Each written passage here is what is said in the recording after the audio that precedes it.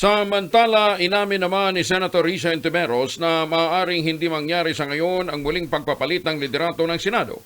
Ito'y sa kabila ng ugong na magkakaroon muli ng change of leadership sa Senado sa loob lamang ng 2 linggo.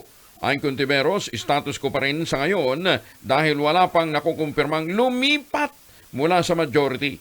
At solid pa rin ang 11 miyembro ng minority na nagkakaisa sa hangaring mabawi ang integridad ng Senado. Kasi ng mga report, meron ng nakumbinsing isa.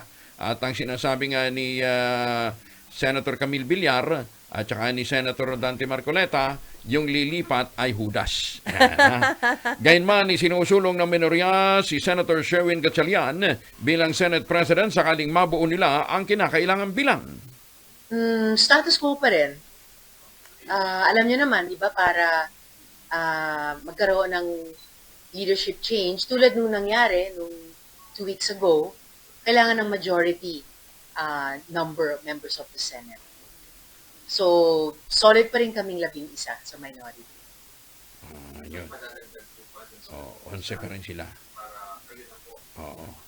Malabo. Wala nakukumbinsin. Sa ngayon, wala pa pong naidaragdag, kaya kami sa minority ay nakatutok talaga dun sa panunumbalik ng pagtingin ng ating mga kababayan sa atin, sa Senado, at pagpapatuloy ng mga trabaho namin sa pagsulong ng mga panukalang batas, pagsagawa ng mga investigasyon sa mga resolusyon.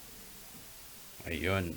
So sa ilalim ba ng bagong liderato ng Senado, meron na bang hindi ipatatawag sa mga hearing sa kadahilan ng hindi natin alam? Ayan, sa tanong na magkano? Magkano ba ang pamasahe papuntang Senado at hindi sila makaka-attend? Ayan, ha? Bakit nawala sa listahan yung mga dapat na ipatawag? Wala. Oo. Ang tanong ay magkano? Hindi, magkano nga ba ang pamasahe galing Senado papunta doon sa kanilang pinanggalingan? Bakit wala ba silang mga sariling sasakyan, partner? Hindi, tatanong lang ako, partner. Kung magkano? Ayan. Magkano ang gas? Bakit hindi sila biglang naipatawag? Ganun. Ayun. Bakit biglang nabura sa listahan? Magkano ba ang pamasahe? Baka malayo pang gagalingan. Yun nga. Hindi ma. Mahal na daw mag-grab ngayon, partner. ang tanong nga nila ang Senado ba ngayon ay magkakaroon pa rin ng Blue Ribbon Committee? Blue Ribbon Committee? Radyo natin nationwide.